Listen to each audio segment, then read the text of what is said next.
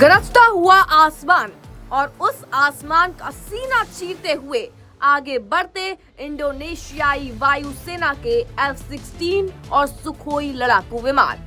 ये कोई युद्ध का मैदान नहीं, बल्कि दुनिया के सबसे बड़े लोकतंत्र के महानायक भारत के प्रधानमंत्री नरेंद्र मोदी के स्वागत की वो हुंकार है जिसने पूरी दुनिया को चौंका कर रख दिया है। जब पीएम मोदी का विमान इंडोनेशिया के एयर स्पेस में दाखिल हुआ तो वहां की वायुसेना ने आसमान में उन्हें एस्कॉर्ट कर ये बता दिया कि आज का भारत दुनिया के लिए क्या मायने रखता है। इसको बताने के लिए तस्वीरें बेहद काफी हैं।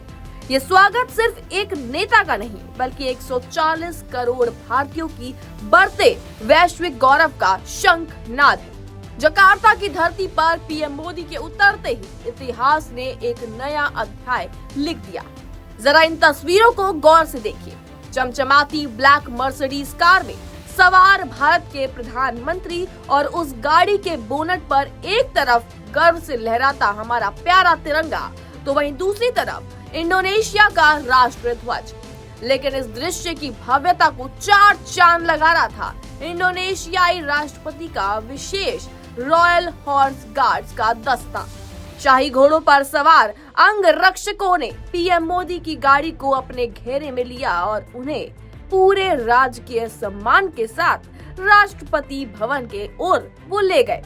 ये नजारा जिसने भी देखा वो बस देखता ही रह गया। उसके बाद बात करते हैं राष्ट्रपति भवन में ग्रैंड वेलकम की। 21 तोपों की सलामी और गार्ड ऑफ ऑनर काफिला पहुंचा इंडोनेशिया के राष्ट्रपति भवन। जैसे ही पीएम मोदी ने वहां कदम रखा, इंडोनेशिया की धरती तोपों की गड़गड़ाहट से गूंज उठी। एक के बाद एक पूरे सम्मान के साथ 21 तोपों की सलामी दी गई। हवा में गूंजती तोपों की आवाज और बैकग्राउंड में बजते मिलिट्री ट्यून ने वहां मौजूद हर भारतीय का सीना गर्व से चौड़ा कर दिया। और इसके ठीक बाद इंडोनेशियाई सशस्त्र बलों ने पीएम मोदी को गार्ड ऑफ ऑनर पेश किया।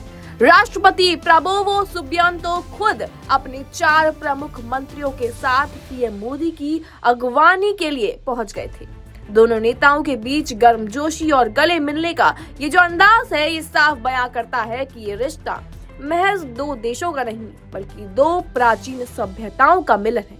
हालांकि अब बात करते हैं व्यापार और सुरक्षा के साथ साथ ये जो दौरा है, ये हमारी सदियों पुरानी संस्कृति का भी गवाह बना। जकार्ता के बाद दोनों नेता जावा के ऐतिहासिक प्रबानन मंदिर परिसर का भी दौरा करेंगे, जो भारत और इंडोनेशिया के बीच के सांस्कृतिक और आध्यात्मिक धागों को और मजबूत भी करेगा। जकार्ता में रहने वाले भारतीय प्रवासियों का जोश देखने लायक था, जहां पीएम मोदी को देखने के लिए जन सैलाब भी उमड़ा। 6 दिवसीय और 3 देशों के इस महा दौरे के पहले ही पड़ाव में भारत ने अपने इरादे साफ कर दिए हैं।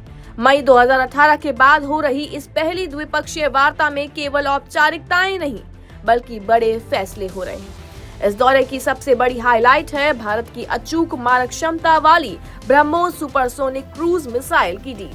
फिलीपींस और वियतनाम के बाद अब इंडोनेशिया भी भारत से इस महाविनाशक मिसाइल को खरीदने जा रहा है, जिसकी कीमत अरबों डॉलर में है। हिंद महासागर के क्षेत्र में चीन की दादागिरी को चुनौती देने के लिए भारत और इंडोनेशिया का ये जो सैन्य गठबंधन है, एक गेम चेंजर साबित होने वाला है।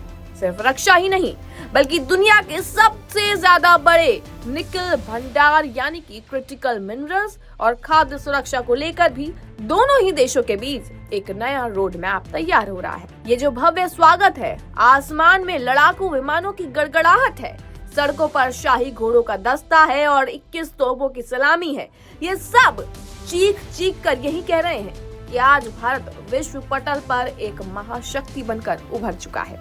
इंडोनेशिया की धरती से उठी ये जो गूंज है, नए और सेल्फ रिलायंस भारत की वो कहानी है जिसे आने वाली पीढ़ियां हमेशा याद रखेंगी।